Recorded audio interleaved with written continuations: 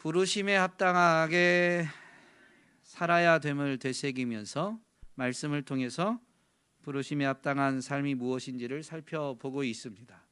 하나님께서는 교회가 부흥하고 성장하기를 원하시는데, 이유는 하나님의 경륜의 비밀을 이 마지막 때에는 교회를 통해서 나타내시고 그 경륜을 교회를 통해서 이루어 가시고자 하기 때문에 교회가 성장하고 부흥하기를 원하십니다. 교회가 성장하고 부흥하려면 어떻게 해야 되느냐? 외형적으로는 여러 가지 조건들을 이야기할 수 있겠지만, 에베소서에서 가르쳐 주는 것은 교회의 구성원인 성도들이 부르심에 합당하게 살아가면 교회가 건강해지고 성장하고 부흥하게 된다라고 가르쳐 주죠. 그러면서 이제 4장부터 부르심에 합당하게 살아갈 것을 권면하는데 구체적인 권면들이 이어집니다. 성령이 하나 되게 하신 것을 힘써 지키라. 그리스도에게까지 자라가라. 빛의 자녀들처럼 행하라 라고 이렇게 권면을 했는데요. 그러면서 오늘 본문에서는 빛의 자녀들처럼 행할 수 있는 조건을, 앞에 가르침 권면과 이어서 보면 바로 부르심에 합당하게 살아갈 수 있는 필수 요소를 가르쳐 줍니다. 오늘 본문이 말하는 부르심에 합당한 삶을 살아내기 위한 필수 요소, 빛의 자녀들처럼 살기 위한 필수 요소로 무엇을 말하고 있나요? 여러분 본문을 읽으셨는데, 통독하셨는데 본문에서 뭘 이야기하고 있어요? 지혜와 성령으로 충만하라라는 것입니다. 지혜와 성령으로 충만해야 부르심에 합당하게 살아갑니다. 빛의 자녀들처럼 행할 수가 있는 것이죠. 지혜와 성령으로 충만해야 된다라고 하면서 이유를 밝혀주는데 16절에서 뭐라고 하냐면 세월을 아끼라 때가 악하니라. 때가 악하기 때문에 부르심에 합당하게 살려면 세월을 아껴야 하는 것이죠. 그 세월을 아끼기 위해서 우리에게 필요한 것이 지혜요 성령 충만함인 것입니다. 때가 악하다, 때가 악하기 때문에 그러해야 된다라고 했는데요, 때가 악하다라는 의미를 우리는 좀 살펴볼 필요가 있습니다. 때가 악하다라는 게 무슨 의미일까요? 이 때는 무엇을 말할까요? 목욕하면 나오는 때가 아닙니다. 웃자고 해도 웃지도 않고, 진지하게 질문을 해도 답변도 안 하시고, 어느 장단에 제가 춤을 춰야 될지. 때가 무엇일까요? 본문에서 말하는 때, 시간인데 어떤 시간? 네? 현재? 네, 지금 여러분이 대답하시면 현재라고 하시는 것도 맞는 답변입니다만은 지금 누구에게 이 권면을 주고 있어요? 에베소 교회 성도들에게. 엄밀히 말하면 글은 사도 바울이 썼지만 하나님이 교회에게 주시는 권면이죠. 바울이 하나님께 감동받아서 기록할 때는 에베소 교회를 대상으로 했지만 그 정황을 우리는 고려해서 하나님이 교회에게 주시는 메시지를 들을 수 있어야 됩니다. 본문의 내용은 사실은 그냥 직설적으로 이해해도 됩니다. 그러니 하나님께서 교회에게, 교회의 구성원인 성도에게 때를 말하시면 그것은 어느 때냐면 그 성도가 살아있는 때, 살고 있는 때를 말합니다. 어떤 존재가 살아있는, 존재하는 때라는 것은 그 사람이 존재하는 그 세대, 시간들을 전체를 지칭하는 거죠. 본문에서 말하는 이 때, 즉 우리가 사는 이 세대가 어떻다고요? 악하다라는 것입니다. 악하다라는 의미를 생각해 볼 때 사람의 기준, 이 세상의 기준으로 생각하면 안 됩니다. 우리는 악하다라는 말을 도덕적인 기준을 가지고 이해하기가 쉽습니다만은 성경에서의 악하다라는 것은 기준이 다르고 그래서 의미가 다릅니다. 성경에서 선과 악의 기준은 무엇일까요?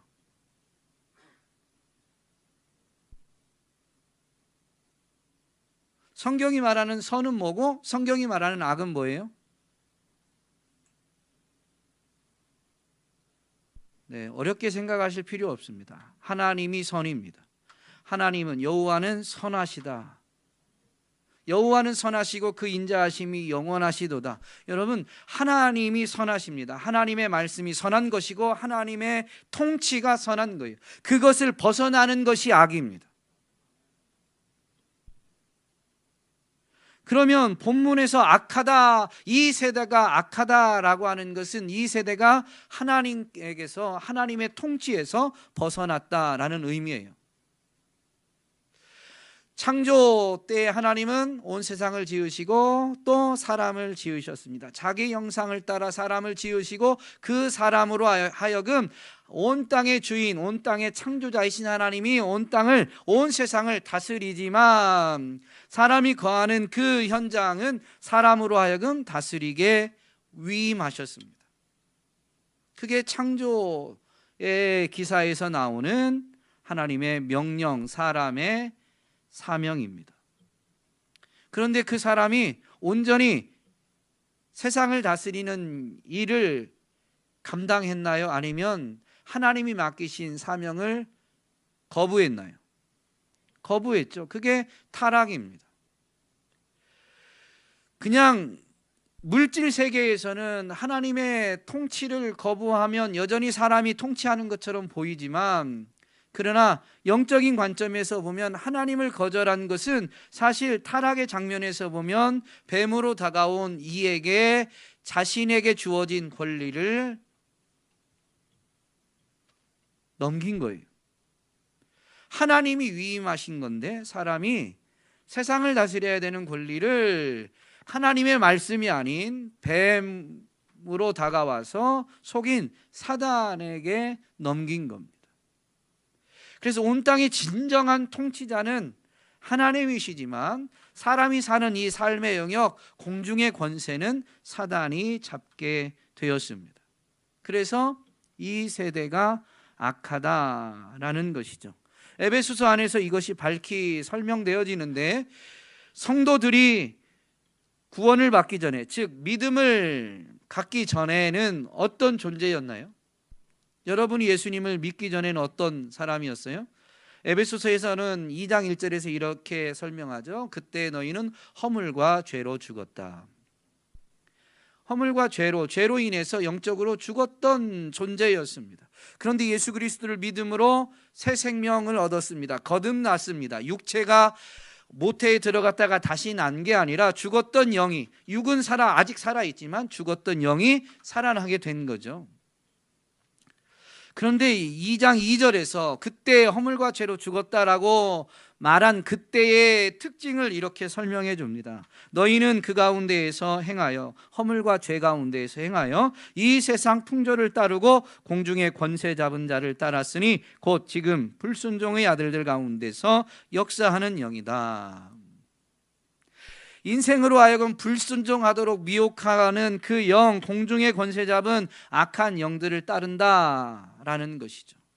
공중의 권세를 누가 잡았다고요? 악한 영이. 그래서 구원받은 성도들은 이 땅에 남겨졌기 때문에 그 공중의 권세 잡은 자와 영적 싸움을 해야 되는데, 그것은 사람의 힘으로, 육신의 힘으로 감당할 수 있는 것이 아니기 때문에 에베소서 끝부분에 가면 마지막으로 성도들에게 권면하는 게 끝으로 라고 하면서 영적 전쟁을 위해서 하나님의 전신갑주를 입어야 됨을, 하나님의 전신갑주를 입고 싸워야 될 그 대적에 대해서 명확히 설명해 줍니다. 에베소서 6장 10절로 13절 말씀에 보면 우리의 씨름은 혈과 육을 상대하는 것이 아니요 통치자들과 권세들과 이 어두움의 세상 주관자들과 하늘에 있는 악의 영들을 상대함이라. 그러므로 하나님의 전신갑주를 취하라. 이는 악한 날에 너희가 능히 대적하고 모든 일을 행한 후에 서기 위함이다. 이 세대가 악하다라고 말할 때 이 세대라는 이 표현을 영어 번역본에서는 the days라고 되어 있습니다. 여러 날들. 그런데 그 여러 날이 어떻다고요? 악한 날이라고 분명히 영적 싸움에 대해서 교훈을 줄 때 밝히고 있죠. 이 날들이 악한데 이유는 공중의 권세 잡은 자들, 어두움의 세상 주관자들, 하늘에 있는 악의 영들이 이것을 다스리고 있기 때문에 이 날들이 악하다라고 분명히 밝히고 있습니다. 악하다라는 개념을 분명히 성경을 기준으로, 즉 하나님이 선하시다라는 개념에서 생각해 보면 오늘 본문에서는 세월을 아끼라 때가 악하다라고 할 때 때는 분명히 우리가 이 땅에 존재하는 날들, 즉 시간을 지칭하는 단어이죠. 그래서 시간의 개념에서 보면 하나님은 선하신 분이신데 우리가 이 땅에 사는 날들은 악한데요. 그러면 시간의 개념에서 하나님은 어떤 존재예요? 질문이 좀 어려운가요? 영원하신 분이죠. 시간의 개념에서 하나님은 어떤 분이냐? 선하신 분인데, 즉 시간의 개념에서 선하다라는 것은 성경에서 무엇을 의미하냐면 영원한 것을 의미합니다. 그러면 악한 것은 뭐예요? 유한한 거예요. 무한한 게 아니라 유한한 거예요. 여러분, 인생은 이 땅에서 영원히 살지 않습니다. 그렇기 때문에 우리는 우리에게 주어진 시간을 아껴야, 세월을 아껴야 되는 거예요. 하나님에 대해서 알지 못하는, 즉 성경에서 그런 사람들을 뭐라고 하냐면, 이따 지혜의 부분에 대해서 말씀드리겠지만 어리석은 자죠. 어리석은 사람들, 하나님을 인정하지 않는 사람들이 뭐라고 하냐면, 믿음으로 구원받는다라고 하면 야, 그러면 내 맘대로 살다가 죽기 직전에 믿으면 되겠네 라고 이야기합니다. 무지함의 표현이고 교만함의 표현이죠. 내가 그냥 믿고자 한다고 믿어지는 게 아닙니다.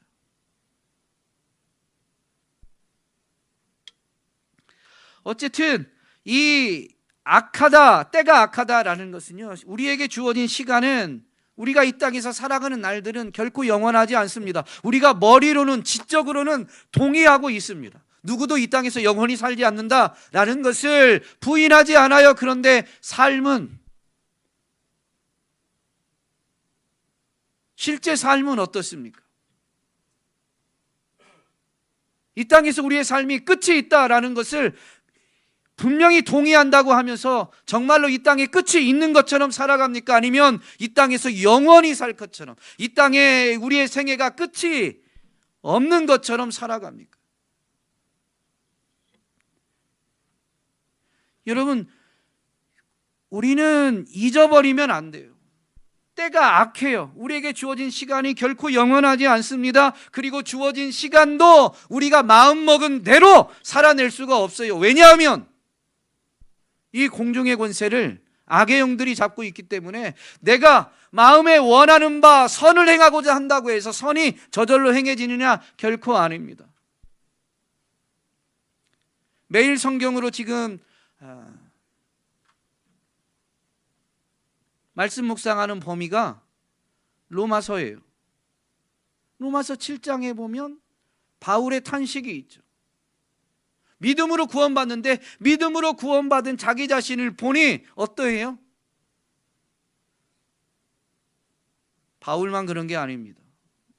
저도 그렇고 여러분 어떻습니까? 구원받고 나니까 정말로 구원의 은혜를 깨달아 알면 알수록 여러분, 우리는 어떻게 살아야 된다고 여러분이 생각하셨습니까? 구원받은 자들은 어떻게 살아야 된다고 여러분은 결단하셨습니까? 하나님의 말씀대로, 하나님의 뜻대로, 하나님을 기쁘시게 해드리기 위해서, 하나님의 영광을 위해서. 표현은 어떻게 하든지 여러 가지겠지만 그것은 다 한 가지죠. 믿음의 사람들이 동일하게 이야기합니다. 그런데 그렇게 살아야 된다고 생각하고 알고 있는데 또 결단하는데 그렇게 사라져요, 안 사라져요? 사도 바울이 뭐라고 하냐면 내가 원하는 바 선은 행하지 아니하고 도리어 원치 않는 바 악을 행한다. 그래서 어떻다는 거예요? 곤고하다, 괴롭다, 힘들다. 구원받으면 만사 땡인 줄 알았는데 실제적으로 보니까 어때요? 믿음을 저버리지 않는 이상은 끊임없이 갈등이 계속됩니다.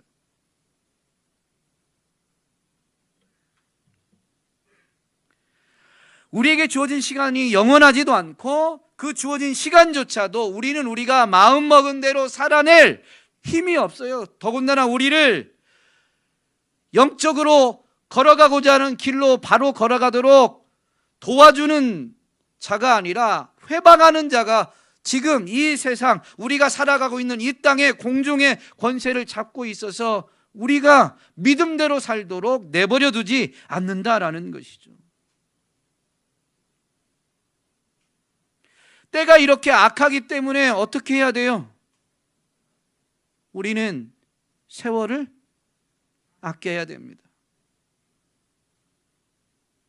이 세월을 아끼다라는 표현을 NIV에서는 뭐라고 번역해 놨냐면, 원어는 히브리어지만 어쨌든 making the most of every opportunity입니다.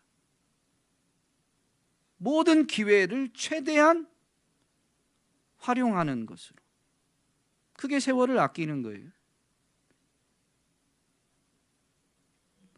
무슨 얘기냐면 주어진 기회를 흘려보내지 마라.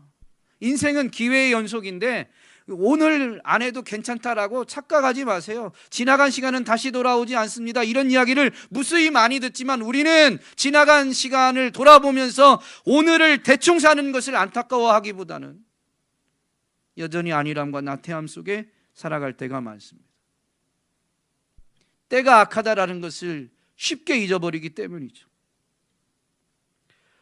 세월을 아끼기 위해서, 즉 주어진 모든 기회를 최대한 활용하기 위해서 지혜가 필요한 거예요. 성령 충만함이 필요한 것입니다.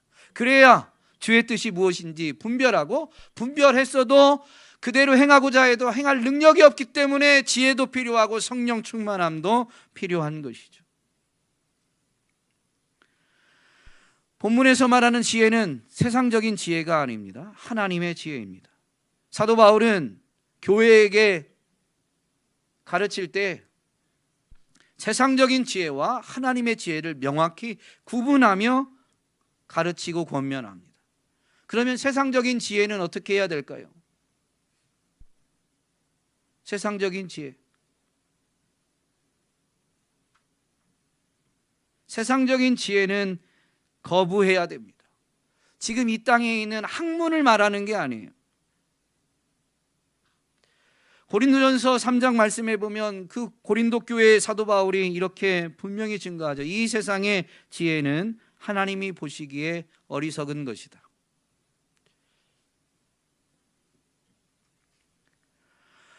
하나님이 보시기에 어리석다고 그랬어요. 그 하나님의 지혜를 깨달은 시편 기자는 뭐라고 말하냐면, 어리석은 자는 그의 마음에 이르기를 하나님이 없다 하는도다. 여러분, 이 땅에 있는 지혜 중에 하나님이 없다라고 여기는 것 자체는 다 어리석은 것입니다. 그게 성경이 말하는 세상적인 지혜입니다. 이런 것은 우리를 거부해야 돼요. 땅에서는 아무리 옳아 보여도 하나님을 인정하지 않는 것이다. 많은 사람들이 동의하고 지지한다 할지라도 하나님을 인정하지 않는 어떤 이론, 어떤 주장, 그것은 거부해야 되는 거예요. 로마서 1장에 보면 분명히 하나님의 신성과 능력이 하나님이 만드신 만물에 나타나 있다라고 분명히 밝혀주죠. 나타나 있습니다. 그래서 그런 것들을 보면 하나님 인생보다 초월적인 존재를 분명히 알게 돼요. 여기 화분이 나무가 있는데 이 생물 하나도 사람이 다 아나요? 생물이 뿌리 내리고 하는 이 것들, 그 뿌리의 세포나 줄기, 또 이것이 물을 빨아들이고 햇빛을 받아서 자라가는 것을 어느 정도 밝혀냈지만 이 생물의 모든 생명 현상에 대해서 다 안다라고 말할 수 있는 사람이 없습니다. 더군다나 인생, 사람은 어때요? 사람의 신비, 사람의 이 몸의 신비는 과학이, 의학이 엄청 발달했지만 다 밝혀지나요? 아직도 미지의 세계가 많나요?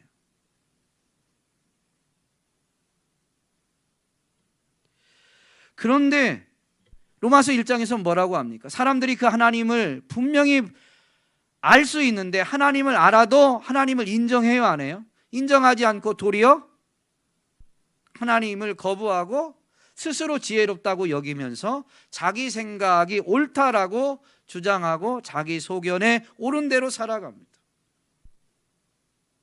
여러분, 하나님이 없다 하는 순간부터 그것이 아무리 대단해 보여도, 지혜로워 보여도 결코 지혜가 아닙니다.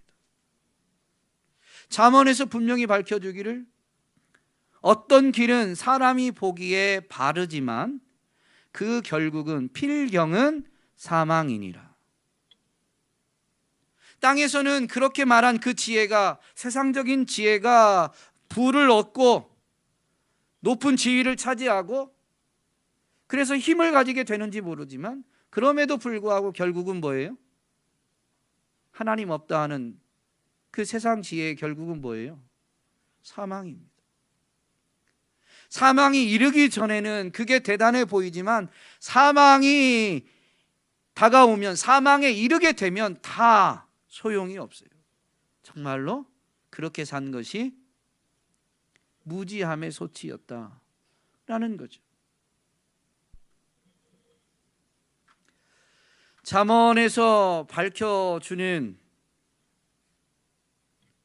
이 어리석은 자의 특징이 있습니다. 잠언은 지혜와 어리석음을 대조해서 지혜에 대해서 교훈하는데, 지혜로운 사람들이 취해야 될, 가져야 될 자세들을 밝히면서 어리석은 자들의 또 어떤 행동, 자세와 대조해서 더욱 이것을 강조하여 교훈해 주죠.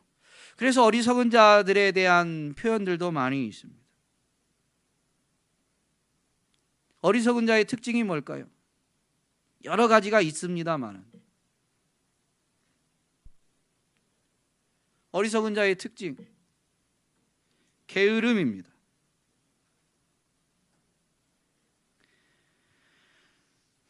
세상적으로는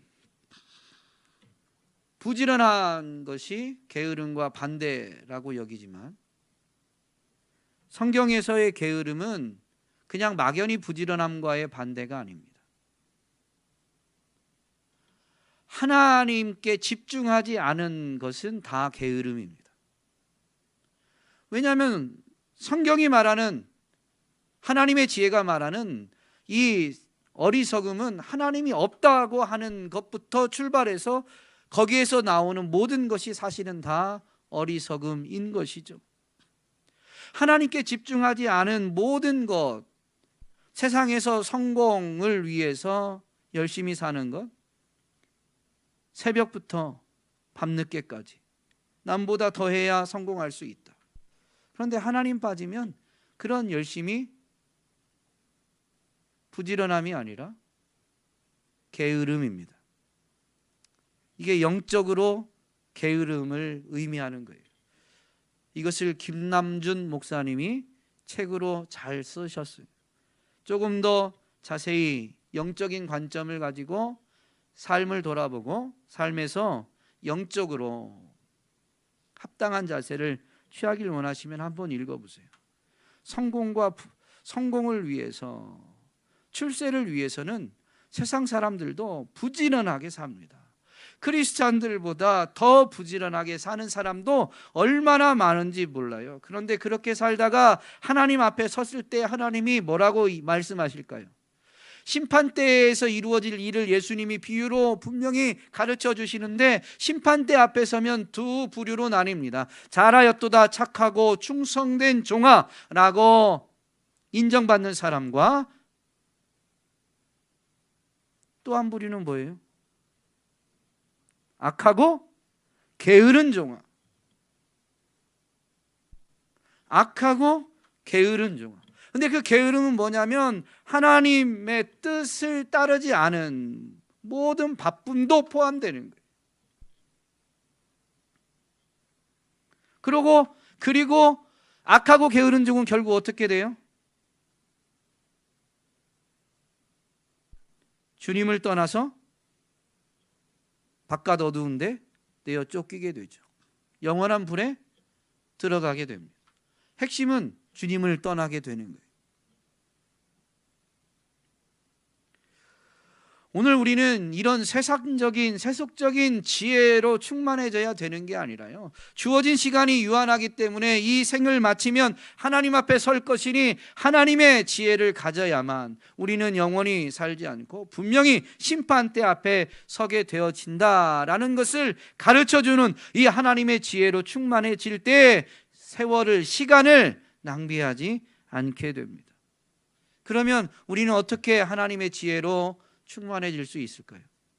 어떻게 해야 될까요? 야고보 사도는 교회에게 분명히 권면해 줍니다. 너희 중에 누구든지 지혜가 부족하거든 모든 사람에게 후히 주시고 꾸짖지 아니하시는 하나님께 구하라. 그리하면 주시리라.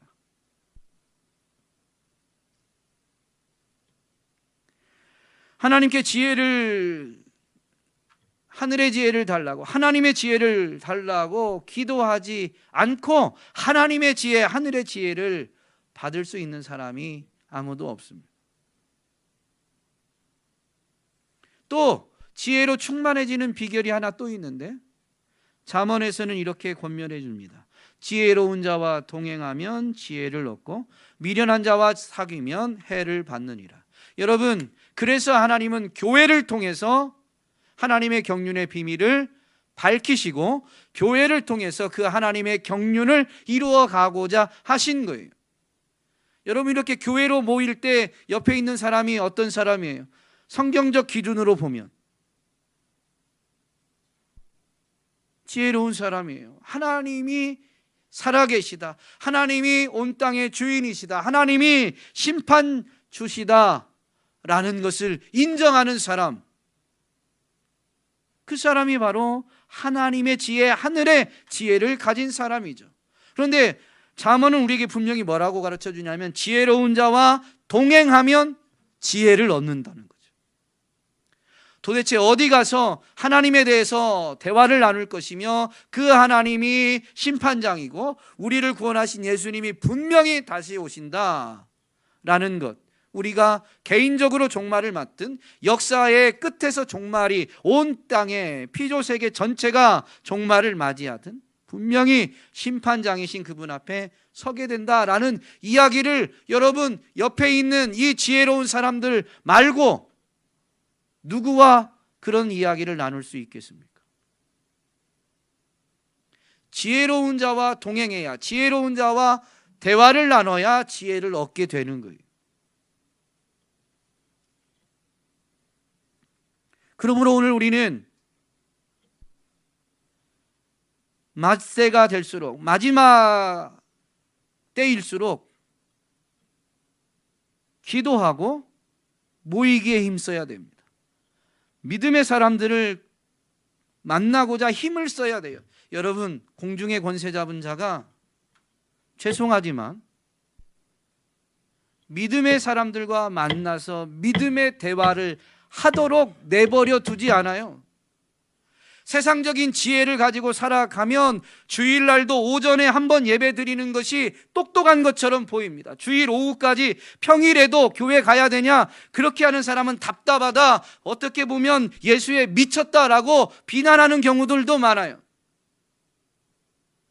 그런데 정말로 하나님이 살아계시다라는 게 진정한 신앙 고백이고, 그분이 역사를 주관하시고 역사의 끝이 있어서 우리가 그분 앞에 서면 그분께 심판을 받는다라는 게 분명한 신앙 고백이라면, 여러분, 예수 이름으로 모이기에 힘쓰지 않을 수가 없습니다. 모여서 믿음의 사람들과 함께 할 때에야 우리는 믿음의 관점을 회복하게 되기 때문입니다. 물론 혼자서도 불가능한 건 아니지만 여러분이 여러분 자신을 돌아보면 더 잘 아실 거예요. 예수 이름으로 모이는 모임이 아닌 나 혼자 세상에서 사는 삶의 자리에서도 예수님을 기억하는 것이 예수 이름으로 모이는 모임에 나아가는 것보다 더 쉽느냐? 아니요, 결코 쉽지 않아요. 그게 쉬웠다면 하나님이 교회를 세우시고 교회를 통해서 경륜의 비밀을 밝히시고 교회를 통해서 경륜을 이루시고자 하지 않으셨을 거예요. 여러분, 교회로 모이기를 패하는 사람들은 어떤 사람이냐면 자기가 하나님보다 더 지혜롭다라고 말하지 않아도 삶으로 주장하고 있는 겁니다. 지혜로운 자와 자꾸 동행해야 지혜를 얻고, 지혜의 근원이신 하나님께 지혜가 부족해서 기도해야 지혜를 얻게 되는 것입니다. 그렇게 지혜를 얻을 때에만 우리는 우리의 삶은 유한하고, 언제에 희망하기는 평균 수명 이상을 살기를 다 희망하지만 누구도 그것을 장담할 수 없음을 인정해서 늘 깨어 있을 수가 있는 것이고, 깨어 있을 때에야 그 시간을, 주어진 기회를 미루지 않고 최대한 활용하려고 합니다. 하나님을 인정하지 않는 사람이 그러면 내 마음대로 살다가 죽기 직전에 예수 믿으면 되겠다라고 말하게 되지만, 하나님을 정말로 하나님으로 인정하는 사람은 오늘이 마지막 기회인 것처럼, 이것을 놓치면 끝장날 것처럼 그 기회를 활용하는, 그러니 순간순간 최선을 다하는 삶을 살아내게 되는 것이죠. 또 성령으로 충만해야 합니다. 왜냐하면 우리는 지혜를 얻어서 하나님의 뜻을 분별해도 하나님의 뜻에 전적으로 순종할 힘이 없습니다. 성령은 지혜의 영이시기도 하지만 또한 성령은 능력의 근원, 능력이시기도 합니다. 사도행전 1장 8절에서 예수님이 제자들에게 뭐라고 말씀하셨습니까? 예루살렘 떠나지 말고 아버지께서 약속하신 것을 기다리라 라고 하시면서, 그 약속하신 성령이 너희에게 임하시면, 오직 성령이 너희에게 임하시면 뭐를 받아요? 오직 성령이 너희에게 임하시면 너희가 권능을 받고 능력을 받고 힘을 얻는다는 거예요. 그 힘은 내가 세상에서 성공할 힘이 아니라 복음을 증거할 수 있는 힘, 복음을 살아낼 수 있는 힘, 죄를 물리쳐야 복음을 살아낼 수 있기 때문에 그 능력은 바로 죄를, 또 공중의 권세 잡은 자의 그 미혹을 물리칠 힘을 말합니다. 성령이 임할 때에만, 성령으로 충만할 때에만 능력을 가지게 되어서 내 마음에 지혜를 따라서 깨닫게 된, 분별하게 된 하나님의 뜻대로 순종하는 삶, 하나님의 뜻이 이 땅에서도 이루어지는 그 삶을 살아낼 수가 있게 되는 것이죠. 오늘 본문의 가르침, 권면을 자세히 보면 술 취하지 말라, 이는 방탕한 것이니 오직 성령으로 충만함을 받으라 라고 분명히 권면합니다. 여러분, 성령으로 충만해지지 않으면 술에 취하게 되어 있습니다. 나는 알코올을, 즉 문자적으로 나는 술을 마시지 않습니다 라고 말할지 모르지만, 오늘 본문에서는 분명히 성령으로 충만해야 되는 게 오직이에요. 술 취하지 말라라고 하면서 오직, 즉 오직 이렇게 하지 않으면, 성령으로 충만하지 않으면 술에 취하게 되고 방탕하게 된다는 거죠. 방탕함이 뭐냐? 이 방탕하다라는 단어는 기본 개념이 낭비하다, 낭비되다라는 의미를 가진 단어입니다. 술을 마셔서 방탕하게 되는 것은 시간을, 삶을 낭비하는 거예요. 술에 대해서, 술 취함에 대해서 본문에서는 성령 충만과 대조하면서 설명하는데, 이 의미를 생각해 보면 이 술이 알코올 자체만을 말하는 것이 아니라 알코올로 대변되는 것임을 알 수가 있죠. 여러분, 술 취한 사람과 성령으로 충만한 사람은 비슷한 이 행동을 보입니다. 뭐가 비슷해질까요? 공통점, 비슷한 점이 무엇이 있을까요?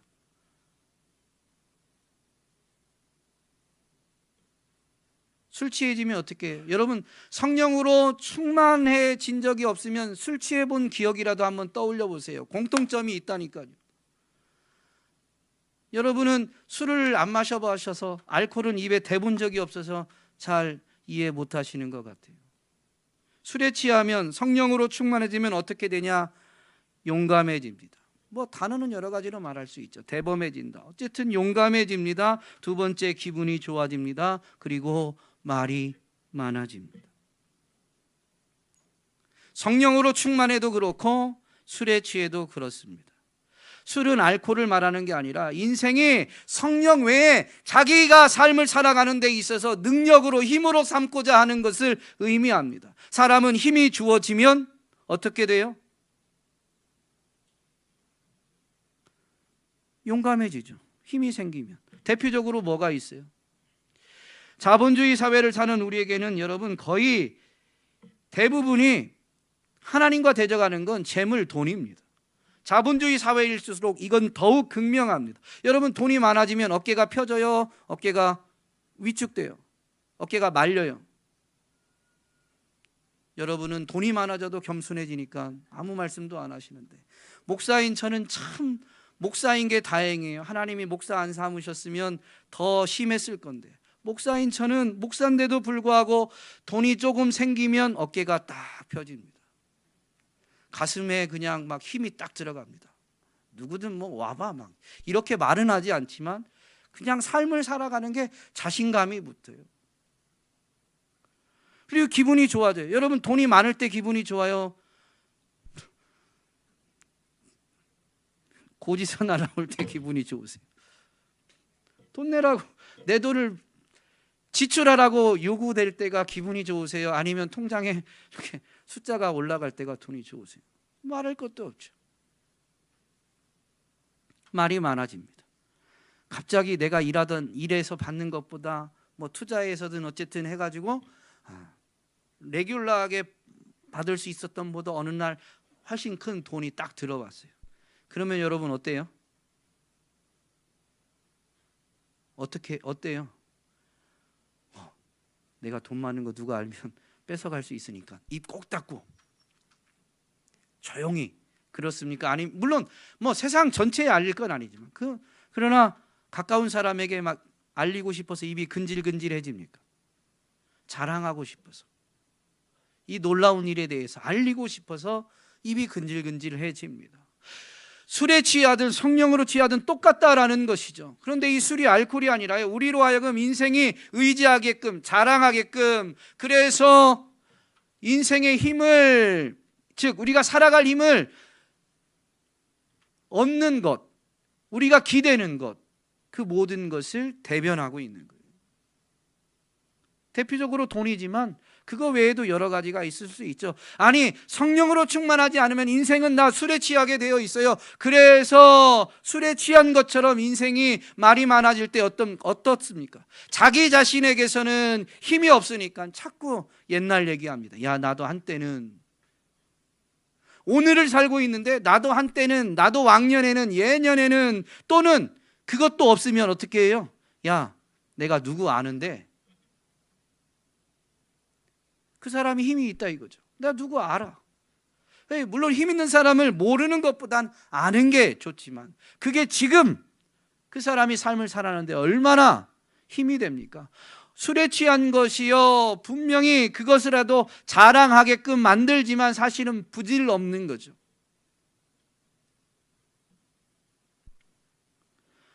술 취한 것과 성령으로 충만한 것에 결정적 차이가 있습니다. 뭐가 차이 날까요?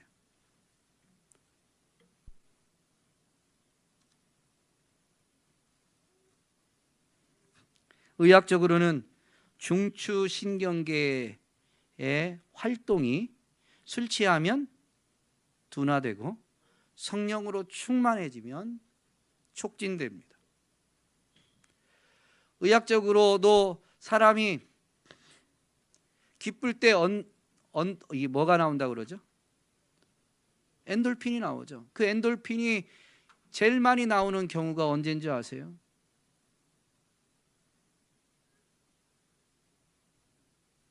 신앙적으로 우리가 말할 때는 하나님의 영광을 맛보았을 때, 신비한 체험을 하게 되는 그 순간에 웃을 때나 이런 때보다도 훨씬 많은 엔돌핀이 나온다고 하죠.